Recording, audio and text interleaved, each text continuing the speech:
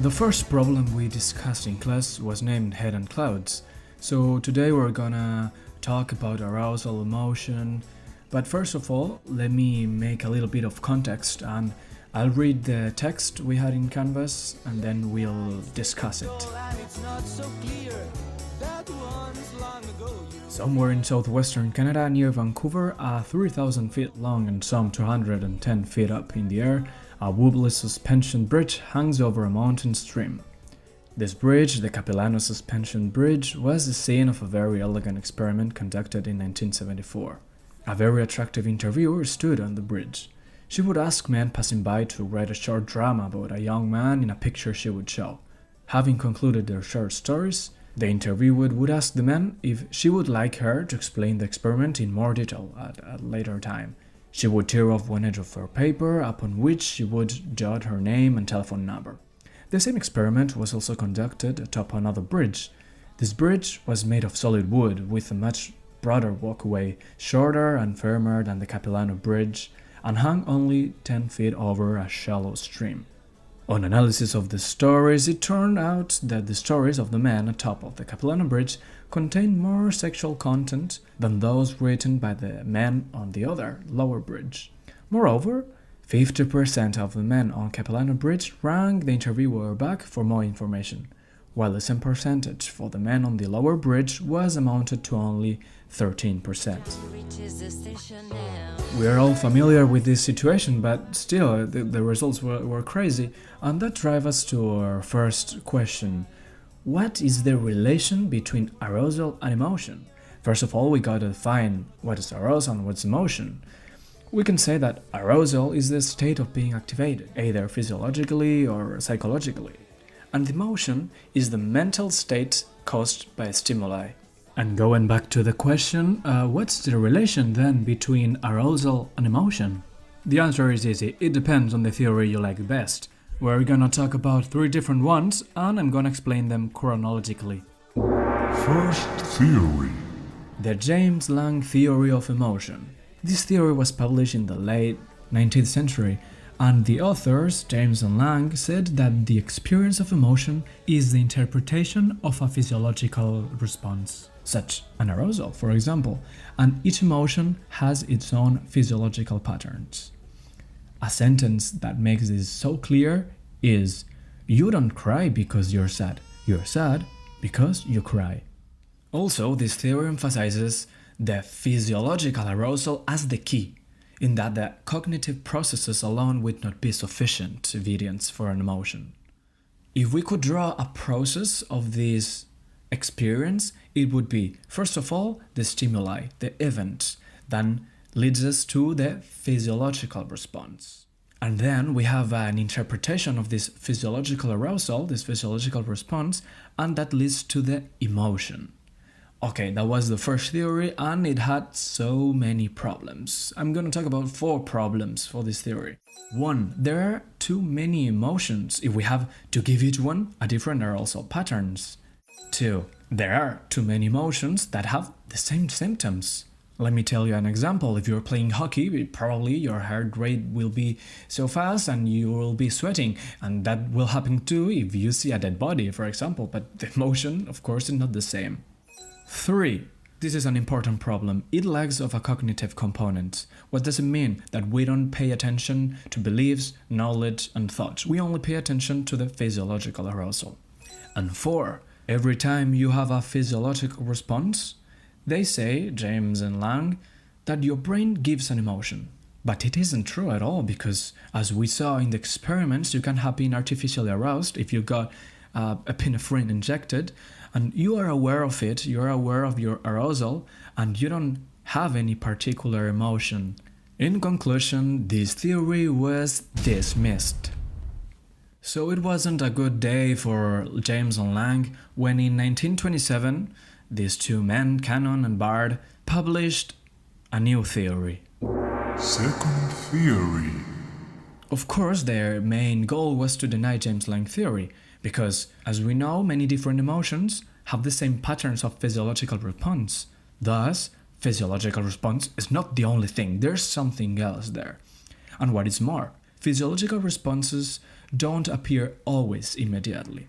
For example, when someone suddenly scares you at home or in the street, you instantly feel fear or surprise or jump, and the physiological responses come later. Also, if we talk about physiologic patterns such as heartbeat acceleration or sweating, this is something that happens either when we see a big snake and when we just do workout in the gym, as we discussed before. Then we can affirm that physiological arousal can lead to different emotions. For this theory, if we want to draw a process, it would be first of all the event stimuli, of course, that would lead to a physiological response plus emotion, but both happened at the same time. In other words, the physiological reactions are not dependent upon the emotional reaction, nor vice versa. But suddenly, 40 years later, two men came into play with the last theory of today. They were Schachter and Singer. Third theory. This theory is called the two-factor theory or the cognitive labeling theory. Alright, very cool, but why two-factor? This is because either physiological arousal and cognitive interpretation of arousal are essential. If we ever become physiologically aroused, we don't feel any specific emotion until we label it. That is to say, find a reason for the situation such as fear or anger. We can put it in other words too. Emotions depend on a person's judgments about what their body have changed. And one more time, if we have to draw a process of this theory, it would be the event or stimulus that leads to the physiological response, but after that there is a label. There is a phase in which we identify a reason for the response. And finally, after we have labeled it, we have an emotion. I hope this theory is more or less clear, but in case we're going to establish the main difference with this theory and the first one, the one that was published almost 80 years before, the James-Lange theory. Well, so in the latest theory, in the Schachter and Singer's theory, the physiological arousal does not provide the label for emotion. Cognition does. And cognition was the main problem in the James-Lange theory. Of course, this research is not so new and so updated, so it had problems too. And the main problem was that replications of the experiment weren't always very successful. We still need a lot of research, but for example, in the last centuries, there was a big improvement of the neuroscience. And thanks of that, we've discovered that emotion don't rise at once. It's a super fast circuit in your brain. And we should pay a lot of attention, although we're not studying biology yet, to the amygdala, because apparently it performs a primary role in the processing of memory, decision-making, but also emotional responses. It's so great that now we can explain the relation between arousal and emotion. But if we read again the experiment done in the Capilano Bridge and how the participants interact with the attractive interviewer, we might have a question. What is the relation between arousal and later behavior? And that's what we're gonna talk about now. The first term we have to highlight is the misattribution of arousal. It is the process whereby people make a mistake in assuming what is causing them to feel aroused. For example, what could happen in the Capilano Bridge when people actually were experiencing physiological responses related to fear because they were very high, they were in a dangerous situation. People mislabeled those responses as romantic arousal. And that's why men needed to crave from primary necessities and make some contact with the interviewer. Good, we know there can be a misattribution of arousal, but how can that happen? Well, so here comes into play the Zielman's excitation transfer model. To understand this model, we have to focus on the term residual excitation. We can see it in the Capilano Bridge experiment, also in the Love at First Fright experiment, the one in the roller coasters, experiment that was conducted by Meston and Frolic, by the way. Well, in case you don't remember, let me explain it so fast. A man who finished a trip in a roller coaster and they weren't with a romantic partner, they rated higher the photograph of an attractive woman, rated higher than those who didn't experience the roller coaster trip. So the residual excitation is that excitement left we have after experiencing an intense situation, and this residual excitation can lead to the misattribution of arousal. To make a clear statement about the Zielman's excitation transfer model, we can say that it says that the residual excitations from a stimulus amplifies the excitatory responses of a following stimulus, but, important, not necessarily producing the same emotion. There is an example in the football environment.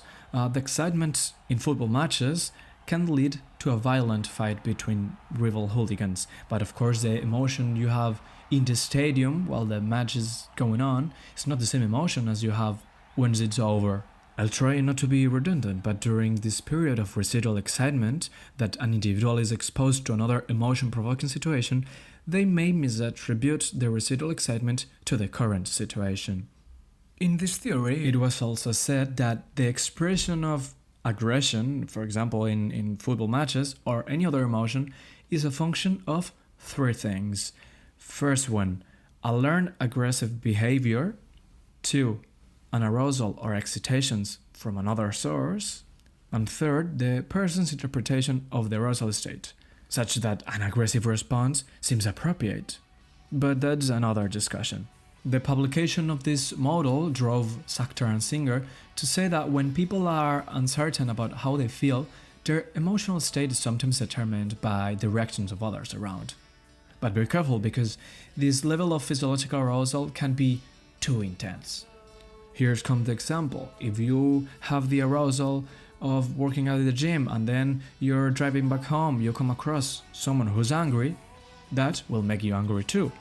It's the same that what would happen in a football stadium we talked before. However, of course, we have a but. Everything has a but. This excitation transfer is unlikely to occur when the individual causally connects the residual states of excitation to the prior inducing source. That means that if you are aware of your arousal and you can connect it with something you lived before, then the excitation transfer just doesn't happen. Moral: be always aware about what's going on around you. We can also illustrate this with the third experiment by Aaron and Dutton about electroshocks and attractive women.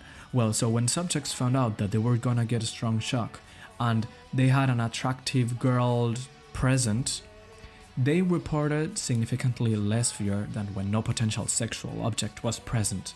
Thus, we could say that they matched their anxiety with sexual arousal instead of matching it with the fear of being electroshocked. This is a little summary about what we learned in the head and claws problem in the first one about the excitation model. I wish it has been helpful for those who are running, for those who are cleaning the house, or for those who are just working, and see you in the next episode.